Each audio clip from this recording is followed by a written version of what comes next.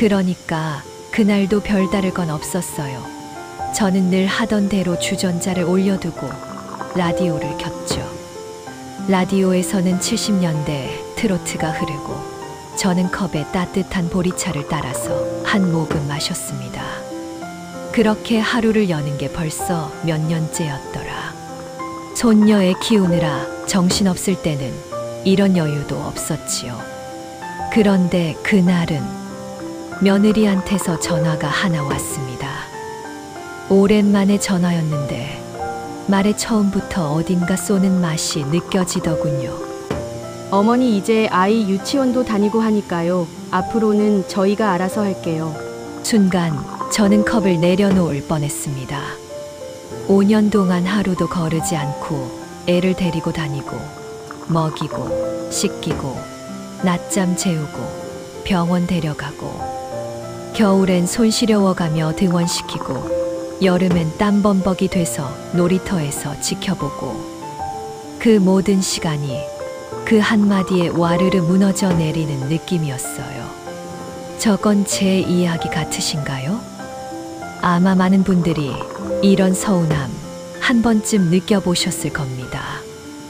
이 이야기는 실화를 바탕으로 한 것이 아니라 창작된 드라마 시나리오입니다.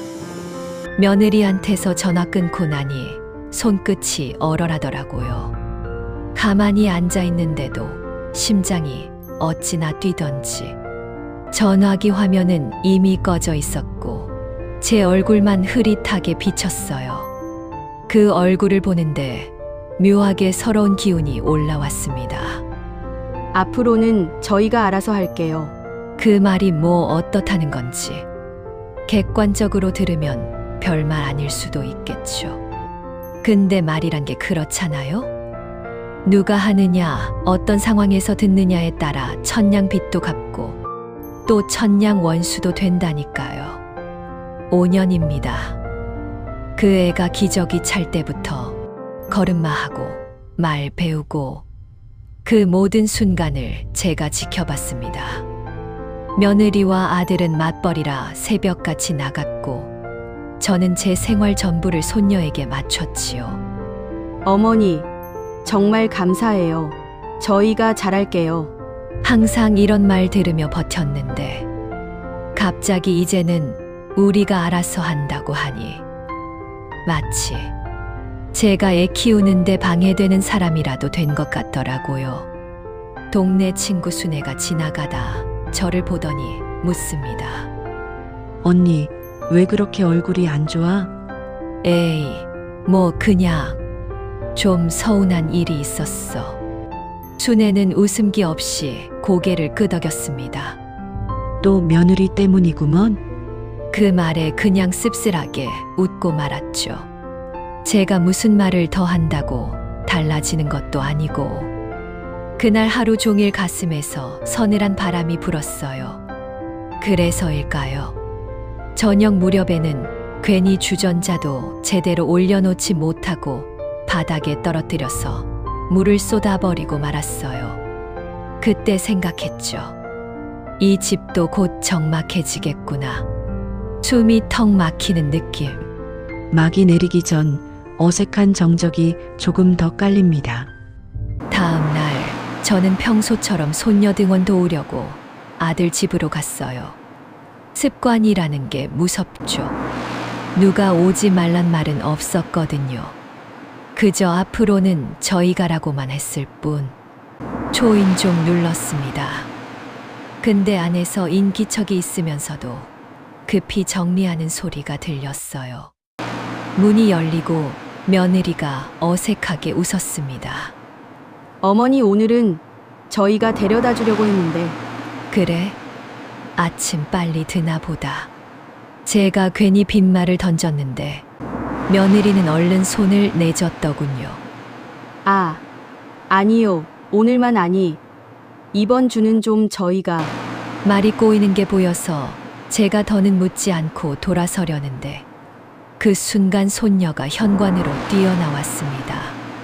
할머니, 그 한마디에 제 가슴이 녹아내렸는데 며느리는 그 애를 조심스럽게 안으면서 말하더군요. 하은아, 오늘은 엄마랑 갈 거야. 할머니는 다음에 보자. 아이 얼굴에 실망이 스치듯 지나가는 걸 보는데 저도 같이 상처가 베이더라고요. 버스를 기다리는데 갑자기 허리가 욱신거렸어요. 5년 동안에 안고 들고 다니느라 제 허리는 이미 제 허리가 아닙니다. 근데도 그 무게가 좋았어요. 손녀의 체온, 숨결, 작은 손가락.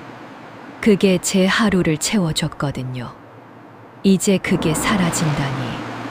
허리가 아니라 마음이 부서지는 느낌이었죠. 저녁에 아들이 메시지를 보냈어요. 엄마, 며칠 동안은 우리가 해볼게. 엄마도 좀 쉬어. 쉬라니. 그 말이 참 이상하게 들렸습니다. 내가 원해서 했던 일인데 왜 나를 빼는 거지? 내가 뭘 잘못했나? 생각이 꼬리에 꼬리를 물기 시작했습니다. 바람이 세게 부는 겨울 저녁. 현관문 밑으로 찬 기운이 들이치는 소리가 들렸어요. 그 소리가 마치 제 마음이 식어가는 느낌과 똑같더라고요. 허리가 너무 아파서 동네 병원에 들렀어요. 엑스레이 찍고 결과 기다리는데 의사 선생이 그러더군요. 허리 근육도 많이 굽고 염증도 있어요. 혹시 아이 돌보시는 일 하세요? 네, 5년째. 그럼 쉬셔야 합니다. 지금까지 무리하신 거예요. 이 말을 듣는데 눈물이 핑 돌더군요. 그래서였을까요? 그제야 며느리의 태도가 조금 이해되기 시작했어요.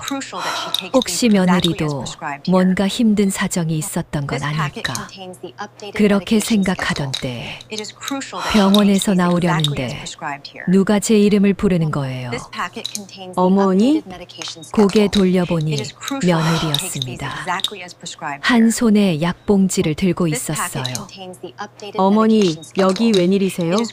허리가 좀 아팠어. 그 말하자마자 며느리 얼굴이 순간 굳어졌습니다. 그리고 주저주저 입을 열더군요. 어머니, 사실은 저도 허리가 많이 안 좋아요. 그제야 제 눈에 며느리의 약봉지가 제대로 들어왔어요. 통증 완화제, 근육이완제, 물리치료 안내서. 최근에 더 심해져서 병원 자주 다니고 있어요. 그래서 하은이를 제가 직접 데려다 주고 싶었어요. 계속 어머니께 맡기니까 죄책감이 들어서요. 그 말을 듣는 순간 제 서운함이 확 하고 꺼지는 느낌이 들었습니다. 그러면서도 마음 한쪽에서는 이상한 불안이 피어올랐죠. 그럼 정말로 나 때문에 부담스러웠던 건가? 멈춰서 있는 며느리의 표정은 익숙한 미안함과 말 못할 무언가가 섞여 있었습니다. 하지만 이게 첫 번째 반전. 아직 진짜 이유는 아니었습니다. 사람 마음은 보이는 대로가 다가 아니다. 그러나 그걸 알기까지는 언제나 조금 늦는다. 며느리의 말이 자꾸 머릿속에서 맴돌았습니다. 죄책감, 부담 직접 키우고 싶었다. 그렇다면 왜 그렇게 얼버무렸을까? 왜 지난 몇 달 동안 멀어지듯 행동했을까? 왜 갑자기 돌봄을 중단하려 했던 걸까? 저는 답을 찾지 못한 채 잠들었습니다. 며칠 후 아들이 점심을 같이 먹자고 해서 갔습니다. 며느리는 하은이 데리고 병원에 갔고 아들이 이런저런 얘기를 하다가 갑자기 조용해졌어요. 엄마, 사실 며느리가 엄마한테 섭섭했던 게 있어. 순간 젓가락을 놓았습니다. 섭섭. 내가 뭘 했다고. 아들은 난처하게 고개를 숙이고 말을 이었어요. 엄마가 전에 하은이한테 말한 거 있잖아. 엄마 아빠가 너를 잘 안 챙겨서 할머니가 키우는 거다라고. 애가 유치원에서 그 말을 선생님한테 했다더라고. 숨이 턱 막혔습니다. 아니, 나는 그런 뜻이 아니라. 하은이가 울길래 달래주려고 한 말인데 그게 며느리한테 너무 상처였나 봐. 자기가 못난 엄마라는 것 같아서 며칠 동안 울었어. 그 말을 들으니 마치 머리를 망치로 쾅 치는 것 같았습니다. 나는 정말 그런 뜻이 아니었는데 혹시 그 말 때문에 며느리가 나한테 거리두기 했던 걸까? 아들은 덧붙였습니다. 그래서 며느리가 엄마랑 조금 거리를 두려고 했던 거야. 근데 엄마 허리 상태도 알고 자기도 허리 아파서 이제는 그냥 우리끼리 해보자고 한 거고. 그제야 진짜 이유, 즉 대반전이 완전히 드러났습니다. 곱씹어 보면 제가 한 말은 나름의 달래기였어요. 그냥 아이가 안 울게 하려고. 하지만 어른의 말 한마디가 아이 입을 통해 부메랑이 되어 돌아오는 법이지요. 그날 집에 돌아오는 길, 바람이 어찌나 차던지 눈물이 바람에 금방 말라버릴 정도였습니다. 상처는 때로 의도 없이 생긴다. 하지만 그걸 마주하는 용기만큼은 반드시 의지만으로 내야 한다. 며느리가 하은이를 재우고 거실로 나왔습니다. 저는 조용히 말했죠. 내가 잘못했다. 그런 말 하면 안 되는 거였는데 나는 진짜 그런 뜻 아니었어. 며느리도 천천히 고개를 들더니 말했습니다. 어머니, 저도 어머니한테 많이 기대고 싶었어요. 근데 제가 엄마 자격이 없는 사람이라는 생각이 들어서 도망치고 싶었어요. 그 말에 제 가슴이 무너졌습니다. 내가 얼마나 열심히 사는지 내가 가장 잘 아는데 내가 내 마음을 몰랐구나. 며느리가 천천히 눈물을 훔치더군요.